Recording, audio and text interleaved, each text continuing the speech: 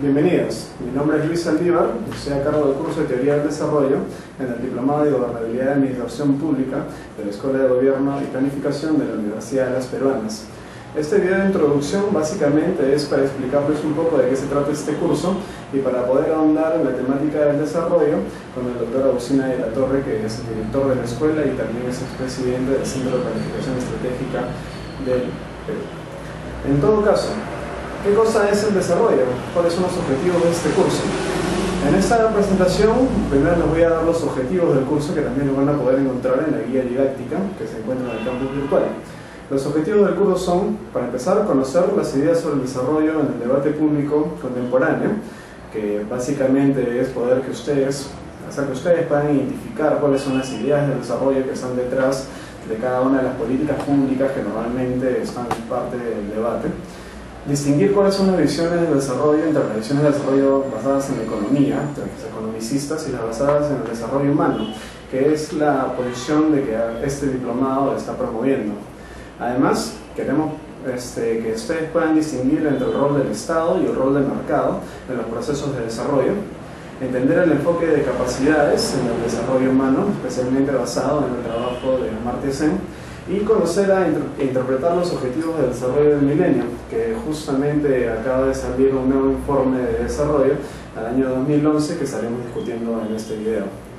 El temario del curso empieza por comenzar a interpretar las diferentes definiciones del desarrollo. Como tal vez algunos de ustedes saben, el desarrollo no es un concepto lineal, no es un concepto congelado en el tiempo, sino es un concepto de que se ha ido evolucionando con el tiempo, gracias a diferentes aportes de diferentes personas y a diferentes contextos políticos y económicos que han sucedido a lo largo del siglo XX y el principio del siglo XXI. Tenemos que, en este curso, entender las diferentes concepciones del bienestar como objetivo y subjetivo, lo cual quiere decir de que el bienestar, es decir, el desarrollo mismo, no es algo de que simplemente se pueda entender de una sola forma. El bienestar subjetivo es cómo las personas se sienten respecto a lo que pueden ver a su alrededor. Una persona puede estar en una muy buena posición económica pero ser infeliz, y una persona puede estar en muy mala posición económica pero sin embargo sentirse feliz. La economía y el desarrollo son procesos que están muy ligados, pero no son exactamente lo mismo. Es decir, una persona que está en una área de desarrollo, de subdesarrollo, digamos, normalmente va a tener una concepción, digamos, negativa respecto al proceso que está a su alrededor. Pero eso no va a ser necesariamente así. En todo caso, tenemos que tener en consideración de que la economía sí va a estar muy relacionada a cómo la persona va subjetivamente a relacionarse con otros, pero no es determinante. En sí mismo nos importa de que el enfoque de capacidades, que es el enfoque que ahora está más relacionado al desarrollo humano y tiene mucho que ver con el concepto de libertad y el concepto de agencia. Es decir, es el concepto de que las personas sean parte del desarrollo como agentes activos y no pasivos. Ya no estamos considerando al proceso de desarrollo simplemente como las personas recibiendo ayuda del Estado, sino de que las personas amplíen sus oportunidades para ellos ser partes activos de su desarrollo. Asimismo, vamos a ver cuáles son las tendencias en el desarrollo humano. Con los datos y estadísticas de que se van desarrollando por las agencias internacionales, específicamente por el PNUD, nosotros vamos a poder ver de cómo el desarrollo ha ido acrecentándose, o va a ir expandiéndose alrededor en el mundo, y con casos específicos en el Perú. Por último, nosotros vamos a estar evaluando lo que es la globalización, que es el proceso más importante que tenemos en el mundo contemporáneo. La globalización tampoco es un concepto lineal, sobre todo se refiere a la expansión de la información y a la tecnología, pero también contiene sus riesgos, y entonces eso es algo que nosotros también tenemos que considerar. Aquí estoy con el doctor Agustín de la Torre, que es el director de la escuela y expresidente de ese plan, para comenzar a hablar en casos concretos en el Perú de cómo se ha comenzado a entender el desarrollo y qué es el trabajo que se lleva aquí. Así que, Agustín, quiero agradecerte antes que nada la oportunidad de presentar este curso contigo y explicarnos un poco, que nos expliques un poco, ¿no? De cómo es de que empezó el desarrollo a ser entendido en el país y cómo se ha aplicado eso en el plan bicentenario que tú has dirigido, ¿no? Claro, sí, una de las motivaciones de la escuela es justamente que estas maestrías y diplomados explicar experiencias concretas que hemos dirigido, en las cuales muchos de los profesores que van a tener ustedes han participado directamente o la propia responsabilidad pública. En el país se recrea un sistema nacional de planeamiento estratégico y se forma un centro nacional de planeamiento estratégico a partir del año 2008 como resultado de una de las políticas de Estado del Acuerdo Nacional. Y en ese sentido se trabajó desde el principio para formar un plan estratégico de desarrollo nacional cuyo horizonte es el año 2021, el bicentenario de la independencia. Y finalmente este plan se promulgó en junio del año pasado, un documento que acá lo tengo de 264 páginas. Ahora, en relación a lo que tiene que ver con el curso y la pregunta que se ha formulado, el tema fundamental inicial es partir de un enfoque del desarrollo, y eso obligaba y nos llevó a hacerlo así en el CEPLAN, a revisar los diferentes modelos de desarrollo, la historia, su aplicación práctica. El propio concepto de desarrollo, por cierto, tiene un origen que lo podemos ubicar luego de la crisis del año 29, la famosa crisis de 1929, que generó un impacto negativo en el mundo de una recesión muy profunda en los Estados Unidos, que ya había pasado a ser en ese momento la potencia dominante, superando a Gran Bretaña. Y entonces empieza a discutir qué hacer frente a la crisis, ¿no? El presidente Roosevelt aplica políticas de intervención estatal, de regulación, de generación de empresas públicas para poder reactivar el empleo, y eso va generando entonces una teoría que la resume John Maynard Keynes en su famoso texto sobre la teoría general del empleo, el salario y el gobierno. Y Keynes lo que hace es señalar entonces que es importante para incentivar la demanda generar una intervención y una regulación desde el Estado. Pero con posterioridad hay dos economistas, uno británico y el otro norteamericano, que elaboran el primer modelo de crecimiento y desarrollo justamente para darle continuidad a lo que Keynes había propuesto para una solución inmediata. Entonces aparece el modelo de Harrod y de Domar, ¿no?, que son los dos economistas a los que me refiero. Y lo que hacen ellos es matematizar una propuesta para vincular los diferentes factores del crecimiento, es decir, el capital, el trabajo, la productividad, la inversión, el ahorro, y van analizando cómo es que estos deben generar un equilibrio para permitir un desarrollo, por cierto, equilibrado, un crecimiento adecuado que beneficie al conjunto de la sociedad.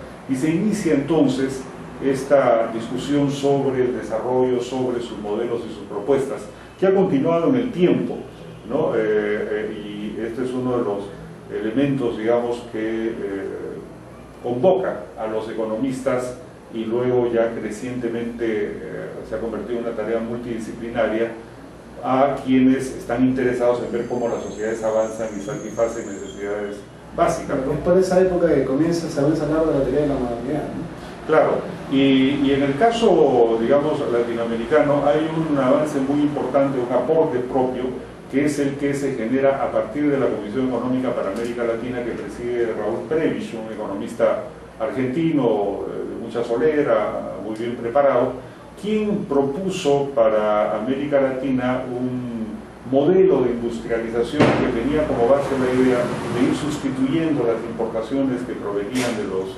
países avanzados, de los países centrales, a fin de que América Latina pueda entrar por ese camino de industrialización y no estar solamente como una zona productora de recursos naturales, porque en la apreciación de los economistas de ese tiempo, el intercambio o los términos de intercambio se deterioraban en favor de los productos manufacturados, y por esa época, lo que duró muchas décadas, ahora más bien el resultado es el contrario, los precios de los minerales, de los hidrocarburos tenían una creciente tendencia a la baja, mientras los productos manufacturados iban subiendo cada vez más de precio. Entonces ese deterioro debía ser suplido, reemplazado, ¿no?, con esta producción de una industrialización que sustituye estas importaciones.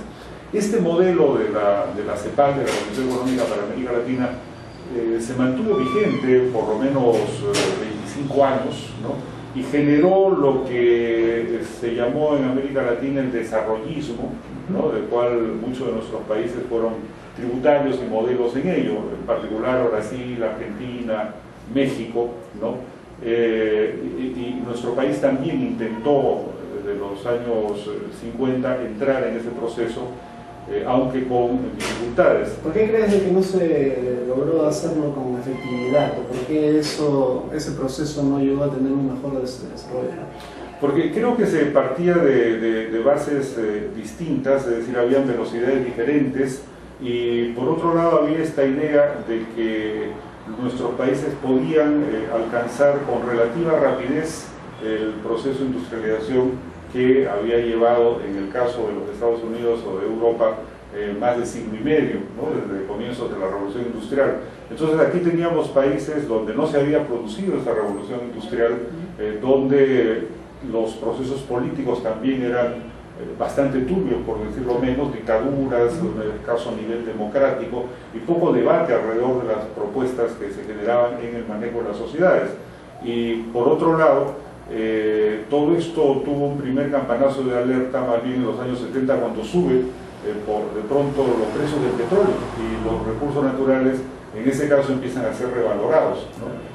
Y luego sucede que esto tiene una variante, la llamada teoría de la dependencia, que sobre todo la formula, le dan una manera sistemática de expresarla varios economistas y se da en la CEPAL brasileños. ¿No? Claro, se da en la CEPAL, pero digamos hay, y son funcionarios de CEPAL muchos de ellos, pero tienen la característica de que la mayoría son brasileños. Entonces personajes como Yaguaribe, Fernando Enrique Cardoso, que luego va a ser presidente de Brasil, Teodoro dos Santos, en fin, son una playa de analistas que sistematizan una propuesta que era algo así como una versión que señalaba que debía limitarse la presencia del capital extranjero, ¿no? Para no ser tan dependientes y buscar rangos de autonomía, ¿no?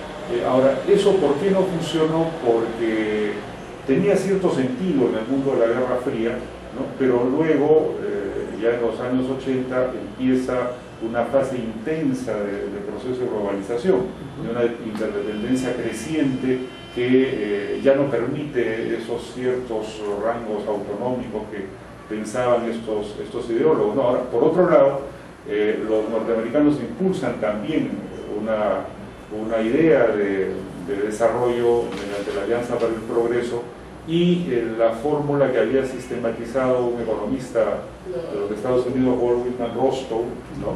Que señalaba la necesidad de que las sociedades sigan un proceso que era lineal, que partía de la sociedad tradicional y a través de diferentes fases, pasando por una muy importante que era la del despegue, se iba a llegar a un pleno desarrollo. Ahora, lo que a mí me da la impresión es de que tanto la teoría de la modernización como la teoría de la dependencia asumen una serie de factores de homogeneidad, ¿no? Como que se vuelven un toque ideológico, ¿no? Por ejemplo, en los 50 y 60 hay un énfasis muy fuerte pues, en el énfasis que da de Estados Unidos, ¿no? Y la teoría de la dependencia es una cosa muy de los países subdesarrollados, ¿no? Tratando de hacerle frente. En cambio, al parecer en los últimos 30 años ya se le ha quitado ese matiz, ¿no? Ya se ha ido comenzando a buscar soluciones más integrales, menos ideologizadas. Y en ese sentido, la teoría de la dependencia aquí fue aplicada también con bastante fuerza, ¿no? En los 80s y no funcionó.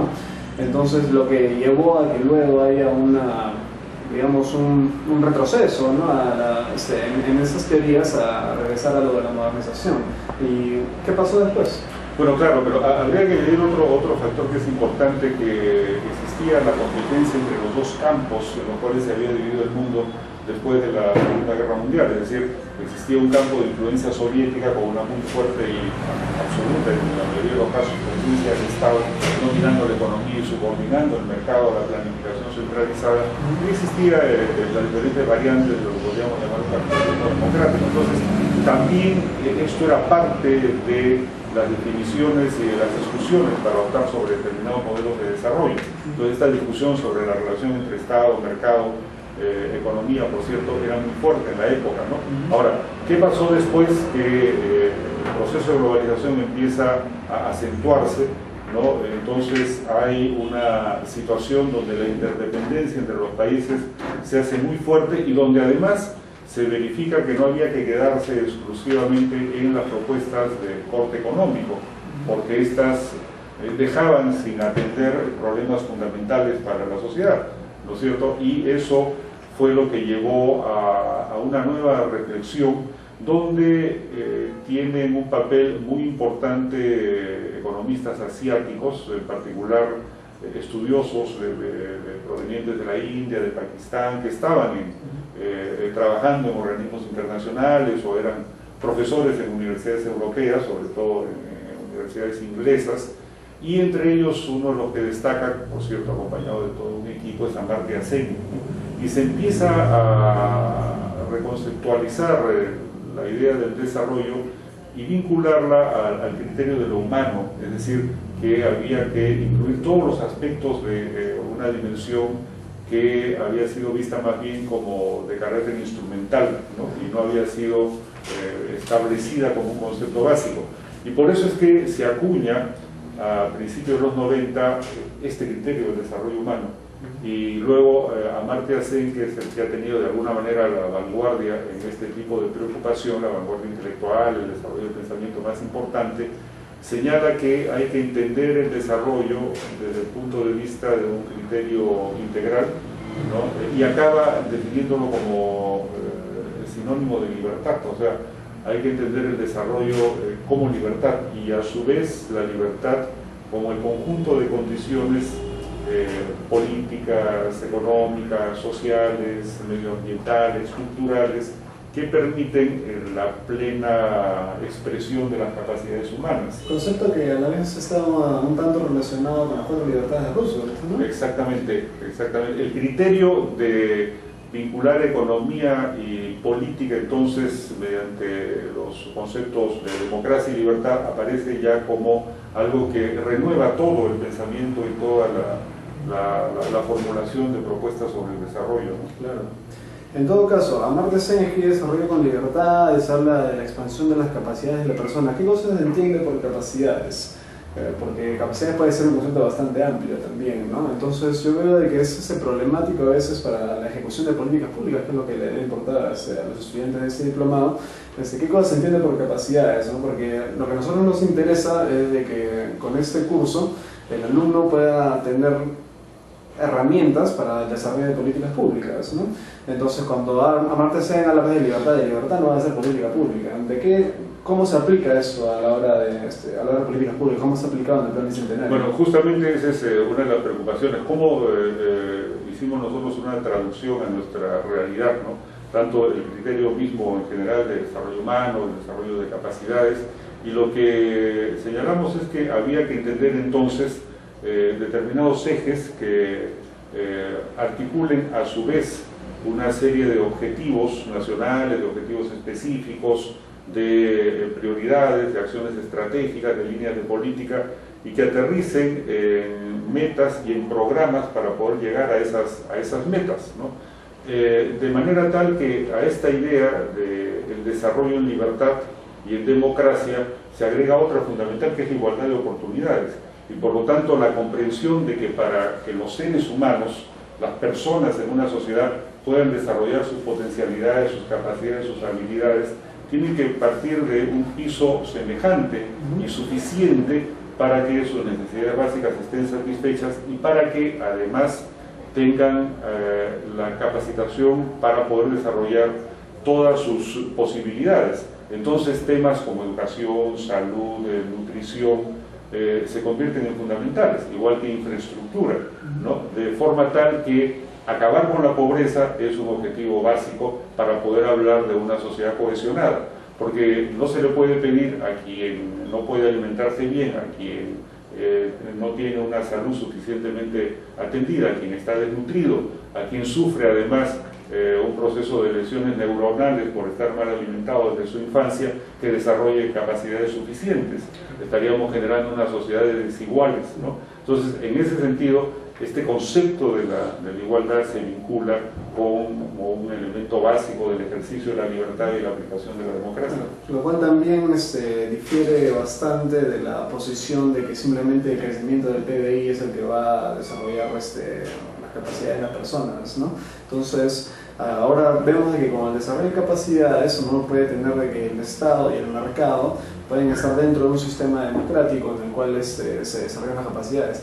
Y entonces esto, al mismo tiempo, se ha visto en los objetivos del milenio. Este nuevo enfoque de capacidades ya se ha sido llevado a nivel internacional en 8 objetivos principales de que la ONU ha dispuesto y que nosotros lo estamos cumpliendo en buena parte, ¿no? El primero es erradicar la pobreza. El segundo, lograr la enseñanza primaria universal, cosa básica, sabemos de que sin información, sin educación hoy en día no hay desarrollo.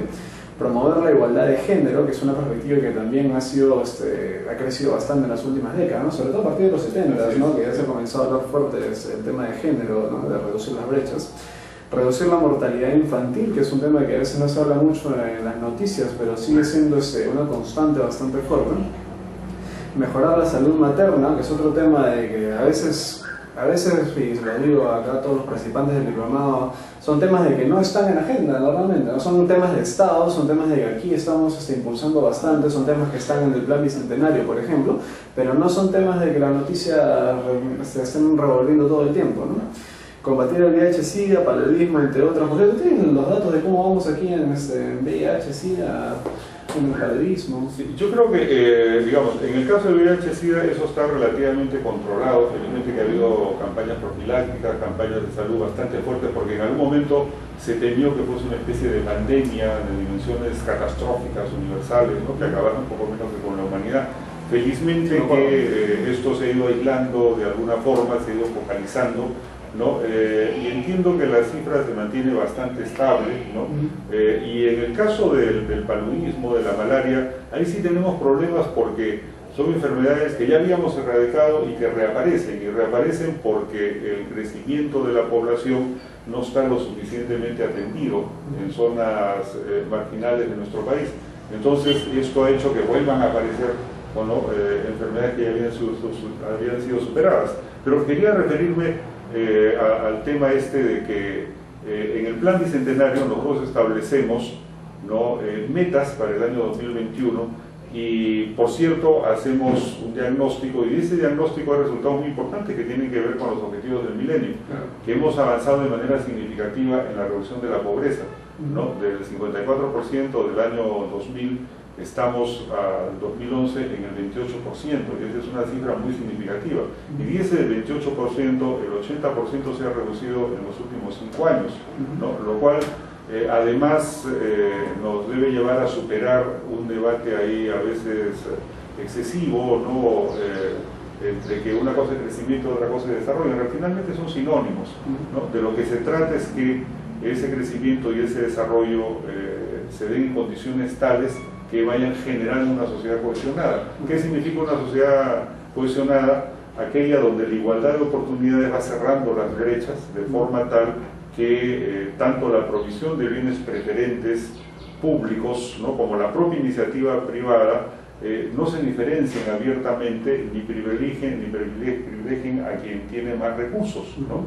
Sino que el Estado vaya incentivando y homogenizando las posibilidades de desarrollo del conjunto. Ese argumento normalmente es repetido al lado del argumento de que en el Perú, como es desigual, el crecimiento no importa, pero la desigualdad también se está reduciendo, ¿no? Es algo de que a veces una dicotomía no existente, ¿no? Claro, pero ahí, si me permites un apunte, creo que hay que evitar los falsos debates, ¿no? Porque si no hay inversión, no hay crecimiento, y si no hay inversión y crecimiento, entonces no hay cómo crear empleo. Por lo tanto, se necesita, y justamente ese fue el debate al cual nos referíamos al principio, que llevó a estos economistas, Harrod y Doman, sobre la experiencia de una depresión muy profunda en la economía norteamericana y en la economía mundial de los años 40, elaborar su famoso modelo, que luego se ha ido corrigiendo, en fin, y que tiene el aporte de señalar que capital, trabajo, inversión, ahorro, productividad están vinculados, ¿no? Y es lo que ahora, en términos más actuales y más globales, diríamos, la relación Estado, sociedad, mercado, es fundamental establecerla de manera equilibrada. Y todo este debate también digamos que se enmarca en el séptimo objetivo de desarrollo milenio, que es garantizar la sostenibilidad del medio ambiente, ¿no? Porque de hecho en los últimos años ha habido un debate bastante fuerte sobre el medio ambiente. Quisiera saber cómo en el plan bicentenario ha sido llevado ese debate, cómo lo han abordado. Bueno, nosotros asumimos, y es uno de los ejes, el concepto del desarrollo sostenible, ¿no? Este es un concepto muy rico, sumamente importante, porque lo que supone es que toda intervención sobre el planeta tiene que darse en condiciones tales que resguarde la posibilidad de su reproducción en función de las siguientes generaciones, y por lo tanto que no se agoten los recursos, no se depreden los recursos, mejor dicho, ¿no? Al extremo que las próximas generaciones queden empobrecidas en su posibilidad de conseguirlos, y que, por cierto, la sociedad pueda generar políticas que hagan que las condiciones generales de vida sean cada vez mejores y que no empeoren en función del excesivo provecho que pueda sacar una generación precedente. Entonces, esta idea del desarrollo sostenible está en el eje que define las políticas que nosotros planteamos en el plan bicentenario, ¿no? Claro, entonces tenemos que el desarrollo tiene que ser sostenible, pero al mismo tiempo en el octavo y último objetivo del milenio es fomentar una asociación mundial para el desarrollo. Es decir, de que esa misma concepción de sostenibilidad tiene que ser mundial, ¿no? Porque si no, no sirve de nada, ¿no? Porque hay veces que quieren, por ejemplo, aquí en Latinoamérica decirnos de que no perdemos recursos naturales cuando China lo hace pues a niveles increíbles, ¿no? Y todos los países avanzados lo siguen haciendo. Y lo tienen que hacer también, ¿no? Claro. Entonces, pero ¿cómo tú crees de que se articula esto a nivel mundial? El desarrollo hacia donde vamos, ¿podemos hablar de que hay ya una alianza mundial por el desarrollo o todavía estamos en camino? Bueno, yo creo que hay un avance muy importante, porque desde 1945 con la Fundación de Naciones Unidas y 1948 con la Declaración Universal de Derechos Humanos, el mundo o la civilización en general ha dado un paso sustancial precisamente para reflexionar y ver cómo salir de los horrores de las dos guerras mundiales con las que empezó el siglo XX, ¿no? Y por primera vez en la historia se están fijando objetivos generales a través de una serie de mecanismos dentro de los cuales están las diferentes agencias de Naciones Unidas y estos objetivos del milenio, ¿no?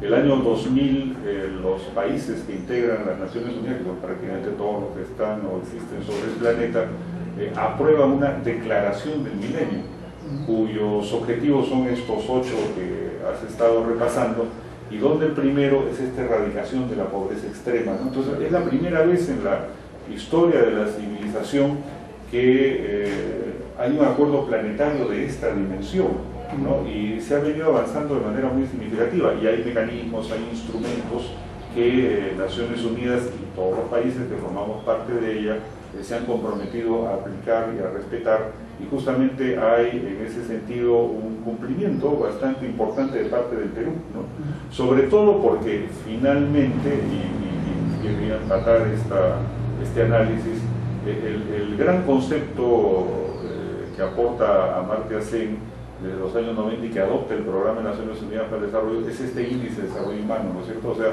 donde ya no hay, mejor dicho, el desarrollo humano y la forma de medirlo a través de este índice, de este IDH, donde aparte de lo económico y la distribución el producto entre la población, que era la tradicional manera de clasificar hasta los 90 los países, se añaden los conceptos de educación, de esperanza de vida, ¿no? Con diferentes variantes cada uno de ellos, y esto entonces nos permite tener algo medible que es mucho más avanzado, mucho más integral que solamente el análisis del per cápita, de dividir el producto entre la cantidad de habitantes que tiene un país, ¿no? Y esto ha permitido, ahora se le ha agregado además el índice de desigualdad, y esto ha permitido que haya una calificación de los países desde el año 90, donde el Perú ha venido avanzando de manera significativa, ¿no? Estaba en el puesto 63, baja algunos puestos cuando se aplica el índice de desigualdad, que recién se está aplicando desde el año anterior, pues desde este documento que se refiere al 2011, pero en general eso sucede también con países semejantes, sobre todo en el área latinoamericana, ¿no? y establece un rango de países de desarrollo muy alto, países de desarrollo alto, países de desarrollo medio y países de desarrollo bajo, 4 categorías.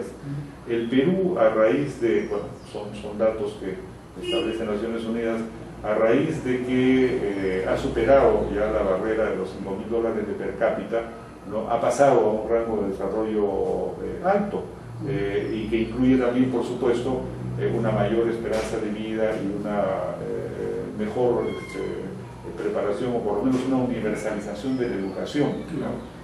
Lo cual no quita, por cierto, que todavía tengamos ahí mucho por hacer, y además $5.000 más los otros indicadores, estar en el puesto 80 ahora, significa que todavía tenemos mucho por hacer, ¿no? También nos hace pensar en cómo estarán países en África también, claro, ¿no? De que están claro.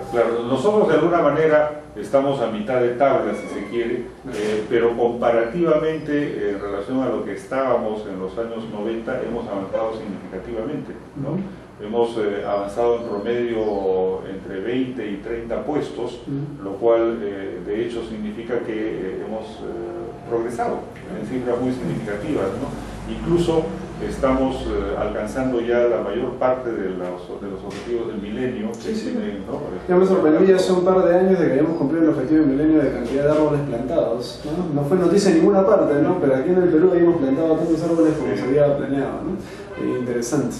En todo caso, participantes del diplomado, quisiera que con esas nociones que vamos a profundizar en la clase del fin de semana, nosotros entendamos de que el concepto de desarrollo va a ser aplicado a políticas públicas de una manera integral y que entiendan el proceso por el que ya andamos, ¿no? No se trata de inventar la pólvora cada 5 años, ¿no? Eso es algo de que nosotros nos han repetido desde chicos. Pero eso es algo concreto.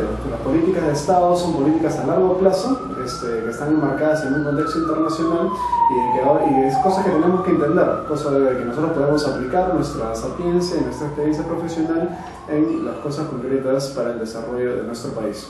Muchas gracias y gracias a Agustín. Gracias también. Públicas que normalmente están parte del debate.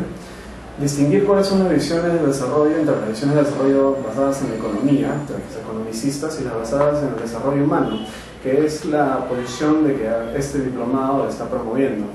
Además, queremos que ustedes puedan distinguir entre el rol del Estado y el rol del mercado en los procesos de desarrollo, entender el enfoque de capacidades en el desarrollo humano, especialmente basado en el trabajo de Amartya Sen, y conocer e interpretar los objetivos del desarrollo del milenio, que justamente acaba de salir un nuevo informe de desarrollo al año 2011 que estaremos discutiendo en este video. El temario del curso empieza por comenzar a interpretar las diferentes definiciones del desarrollo. Como tal vez algunos de ustedes saben, el desarrollo no es un concepto lineal, no es un concepto congelado en el tiempo, sino es un concepto de que se ha ido evolucionando con el tiempo, gracias a diferentes aportes de diferentes personas y a diferentes contextos políticos y económicos que han sucedido la globalización, que es el proceso más importante que tenemos en el mundo contemporáneo. La globalización tampoco es un concepto lineal, sobre todo se refiere a la expansión de la información y a la tecnología, pero también contiene sus riesgos, y entonces eso es algo que nosotros también tenemos que considerar.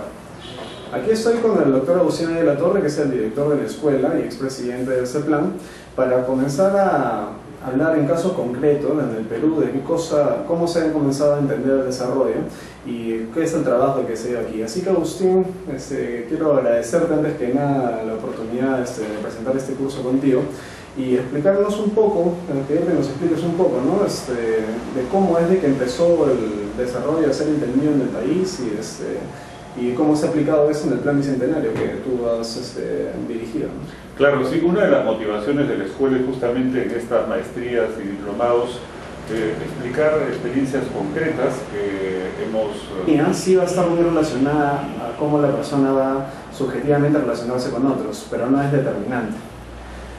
En sí mismo nos importa de que el enfoque de capacidades, que es el enfoque que ahora está más relacionado al desarrollo humano y tiene mucho que ver con el concepto de libertad y el concepto de agencia. Es decir, es el concepto de que las personas sean parte del desarrollo como agentes activos y no pasivos.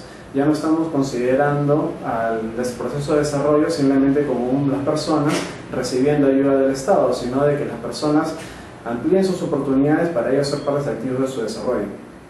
Asimismo, vamos a ver cuáles son las tendencias en el desarrollo humano. Con los datos y estadísticas de que se van desarrollando por las agencias internacionales, específicamente por el PNUD, nosotros vamos a poder ver de cómo el desarrollo ha ido acrecentándose, o va a ir expandiéndose alrededor en el mundo, y con casos específicos en el Perú. Por último, nosotros vamos a estar evaluando lo que ha sucedido a lo largo del siglo XX y el principio del siglo XXI. Tenemos que, en este curso, entender las diferentes concepciones del bienestar como objetivo y subjetivo, lo cual quiere decir de que el bienestar, es decir, el desarrollo mismo, no es algo de que simplemente se pueda entender de una sola forma. El bienestar subjetivo es cómo las personas se sienten respecto a lo que pueden ver a su alrededor. Una persona puede estar en una muy buena posición económica pero ser infeliz, y una persona puede estar en muy mala posición económica pero sin embargo sentirse feliz. La economía y el desarrollo son procesos que están muy ligados, pero no son exactamente lo mismo. Es decir, una persona que está en una área de desarrollo, de subdesarrollo, digamos, normalmente va a tener una concepción, digamos, negativa respecto al proceso que está a su alrededor. Pero eso no va a ser necesariamente así. En todo caso, tenemos que tener en consideración de que la economía...